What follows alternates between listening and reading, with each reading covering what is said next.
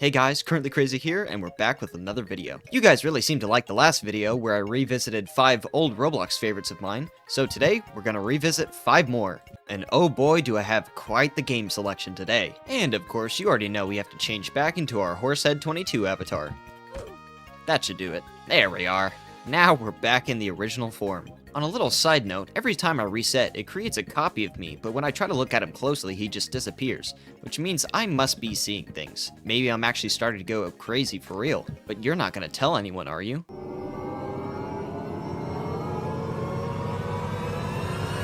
No? That's awesome! That means we can continue with our journey. As you can see, we're back at the portal, and this time I've actually decorated it. Sure, all I did was add a rock path, but still, that's better than nothing. But now, I think it's time to jump through and start today's adventure. I'll see you on the other side! First off, we're gonna start today's adventure with Survive and Kill the Killers in Area 51. There's a bunch of different Area 51 games, but I believe this is the most notable one on Roblox. And joining it today, I'm actually surprised how similar it is to how it was back then. I still remember a bunch of the secrets, like this little zombie morph that they had back in the corner here. It looks like the lobby has gone through some additions, and the game doesn't seem to be focused on the checklist like it used to be. It seems like the game is much more focused on interaction now, as there's a bunch of soldiers who can talk to in the lobby. And yep, the cactuses still do damage. Dropping down, I'm greeted by this fellow who gets stuck in the door while escaping this killer. And now that he's gone, Jason is now after me, and he gets a good swing in too. But luckily for me, Jason is no match for my frantic jumping skills. Another good addition is that this annoying parkour that used to be at the end of this hallway has been turned into an elevator. So now I don't have to fail constantly over those parkour jumps anymore. It looks like they've moved around a bunch of the weapons' locations though, because the ray gun isn't here anymore. But that doesn't matter, because now that I'm strapped, the killers are no match for me. One thing is certain, I run the streets of Area 51. Looks like they've kept the teleporter here, and the transition still takes forever, as it always has. Seems like they've moved the pack-a-punch machine here too, but it only gives you enough time to pack one weapon. I think that's supposed to be a balancing change, but honestly, being overpowered was kind of the fun part. I really like how they've kept the classic style of this game, as the classic look and blocky weapons make it feel like you're playing back in 2019. And of course, as always, you have to let Slenderman out of his cage. Only then to pop a few rounds in him seconds later. It looks like the map has gotten a pretty decent expansion, as well as the addition of more weapons and killers to find. I'm a little sad that they removed the checklist, as that was a fun challenge that you could try to complete. But even still, this game is basically how I remember it. They may have a bunch of additions, but it's still basically the same game. So for this first game's nostalgia rating, it gets an A-OK for me, and it passed the test of time. And with that, we're on to the next game. And of course for that, we're taking a trip to visit Ghost Simulator. And despite being called that, you actually don't play as a ghost, but instead a Ghostbuster, whose main objective is to vacuum all the ghosts you can. Despite it being called a simulator, this game is way much more than that. Aside from only hunting ghosts, you can also collect parts which can be used to upgrade your antenna, allowing you to access different and more difficult areas. Upgrading your backpack and vacuum allows you to collect and store ghosts so much easier than before. It's basically this game's way of making you stronger as you play through. There's also helpful tools that can make this game much more interesting, and can be collected through quests or by earning them yourself. And of course, who could forget the amazing hoverboards that they have in this game? The hoverboard can be earned through a quest line by talking to this guy, and they make traversal so much easier. And honestly, sometimes I'll play this game just to ride the hoverboards. And believe it or not, this game actually has a pretty extensive storyline to it. I think that alone is what separates this game from being the average Roblox simulator. It's just too engaging to just be called a simulator. This game actually has a huge amount of content, including multiple worlds that you can go to. I've actually been playing this game for quite a while, and it honestly has so much content that I only recently finished it from its original state. And as far as the updates go, despite having a low player count, this game gets consistent updates, including seasonal events. This is one of those rare Roblox gems that, despite getting constant updates, it remains the same game, untouched and beautiful. Okay, I know I'm doing some major glaze right now, but I'm serious, this game is absolutely gold. I mean, there's nothing really to complain about. They've added more content to explore while essentially remaining the same game. I can definitely agree that sometimes this game is a major grind to get into, but again, I mean, some people really like that. Myself not included. But then again, that's what challenges are for. If there's no challenges, is it really a simulator? And to sum it all up, the nostalgia rating for this game is another A-OK for me. And of course, we have yet another game that stands the test of time. So with that, we now move on to the next game. And this one's gonna be a gem and an absolute favorite of mine. We have Azure Mines. And for this one, I'm gonna let the intro play because that alone is nostalgic itself.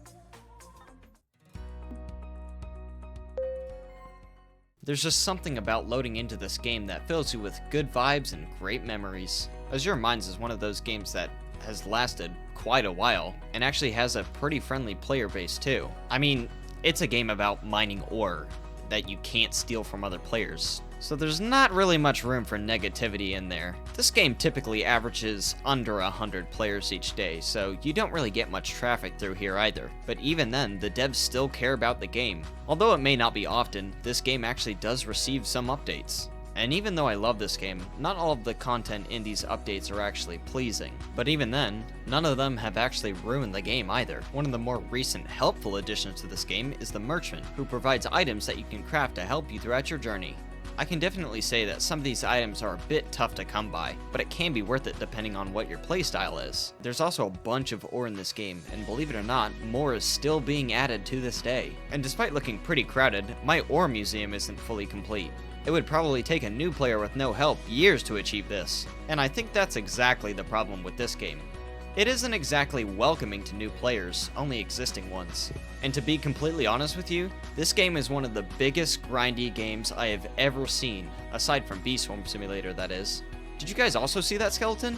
Please tell me I wasn't the only one who just saw that. In fact, the grind is so big that most players honestly just give up before they can even complete this game. And unfortunately, that kind of includes myself. You see, I love this game, but I don't think I have the patience to sit there and mine blocks for hours upon end. And new players kind of have to rely heavily on the generosity of older players. And if you're one of the newer players watching this video, well, it honestly sucks to be you, I'm sorry to say that. It is still kind of fun to go throughout the game early on, mining for different resources to get better pickaxes. It's almost like the Roblox equivalent of Minecraft, but in this case, all the different pickaxes have different abilities. And I gotta say, some of the requirements for these are jaw-dropping. You see, I absolutely love Azure Mines, but I feel like growing up has kind of lessened my desire to continue this game. I think another factor that comes into play here is that I always game hop. Most people usually pick a game and stick with it their whole life, but I've never been able to do that with just a single game. You see, I still love Azure Mines, and just because it got a few updates that I wasn't super happy with, doesn't mean it makes it a bad game.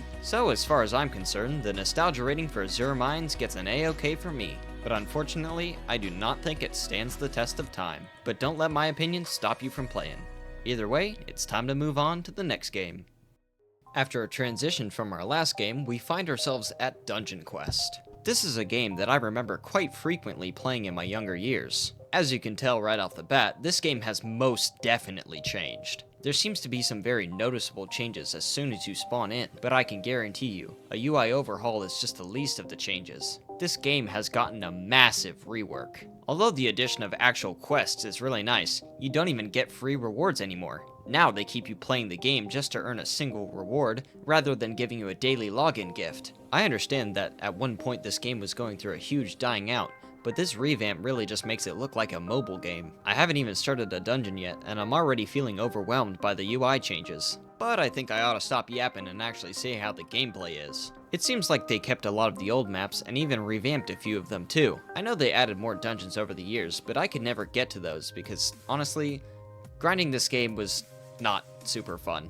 I decided to go with one of the old maps, but I picked a revamped version to see what they were trying out. The enemies' models are nothing like before, and it feels like they're trying to phase out the Roblox feel of this game. And something I often think about is if you're trying to remove the Roblox feel from a Roblox game, why even make it on Roblox in the first place? It just doesn't make a lot of sense to me. Overall, the gameplay is pretty much essentially the same.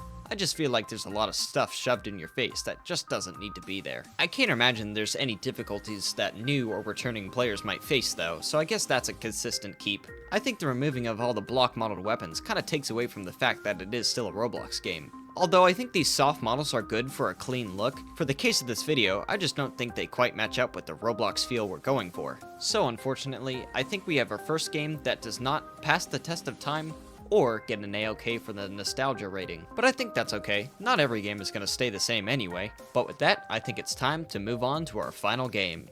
I'd just like to interrupt this video real quick to tell you that you should subscribe. It's totally free, and it helps me grow my channel so I can make even more videos. And to please the algorithm, I'm going to do something really quick that might seem a little weird, so just hang in there. Roblox. Roblox. Roblox. Gaming. Gaming. Various games. Just various games, you know? Game development. Game development. Story time. Oh, go story time. Oh, story. Game development. Past experience. Roblox. Story time. Alright, it's all over now. We can move on to the final game. And for that, I'm bringing you an absolute bomb of a game. And I mean that literally. Super Bomb Survival. If you ask me, this has to be my favorite game on Roblox. And if you've seen any of my videos before, you know that this game has an amazing soundtrack, as I use a lot of their songs in my videos. And I'm sorry to say this, but I had to switch out of the Horsehead 22 outfit for this one. It just feels right being in my regular skin while playing this game. There's a lot this game has to offer, like skills and perks that can help you win and survive these matches. And these rounds are just so much fun. Bombs falling everywhere and just a bunch of chaos that ensues. It really does keep you on your toes. And actually, I do have something to admit too. Because I love this game so much, I've actually gone out of my way to 100% it, collecting every single badge in the game. And that's no easy feat, and I have to say, the time spent here was no time wasted. And a little fun fact for you, this main event badge actually inspired my own group, which by the way, you should totally join. We have a bunch of shirts for sale, and you can join our Discord. You don't have to, by the way, it's just a suggestion. And this game is actually where I got my face from. I used to wear the chill smile quite a lot, but then I had to switch off of it because everybody else was using it. It unfortunately got real popular 2 months after I started using it, so that kind of took away from the unique look I was going for. And there's no lackluster content either. There's over 140 maps that you can play throughout this game. And for a single badge, I had to win a match on every single one of them. Let me tell you, that was a fun trip. Aside from also being a great game, this game has heavily inspired my art style. And if you've seen any of my shirts or my thumbnails, you can tell where the inspiration came from. Even if you get knocked out in a round, there's still fun ways to participate, like becoming a bomb head. This act is quite devious though, I will say. As far as the game itself goes, surprisingly, the gameplay remains consistent and fun at the same time. There's enough variation in the gameplay that makes each match feel different than the last. And even then, there's always the event icons which can spice up the game even more. And I have to say, this game remains fun even when you're playing with friends, as you can either try to survive together or make each other lose. I'm gonna get it before you, Jeremiah. Nah, it's too late, I got it. No! Oh my goodness gracious! Dude, there's bombs everywhere. That's the game. Yeah! That was a nice little feature from my boy the Lemon Guy. You should check out his channel. He makes some silly content. There it was again. I saw that skeleton this time. You cannot tell me I'm crazy. I saw the skeleton. Super Bomb Survival is one of the rare cases that even after all the years and all the updates it gets, it's still the same amazing game as it's always been. I haven't seen a single instance where the game has been ruined by any addition or removal. And I know this is major glaze, but come on, this game is just all around amazing. I genuinely just cannot complain about it. So as for Super Bomb Survival, I would say that this game has remained exactly the same, and dare I say, been made even better. But in conclusion, this game gets an A-OK for the nostalgia rating, and has passed the test of time. And with that, let's return home.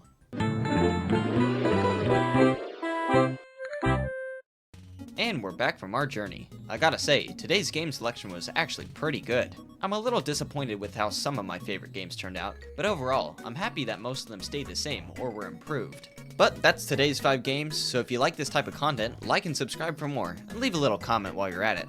But that's all I got for now, so in the meantime, stay crazy everyone, and I'll see you next time.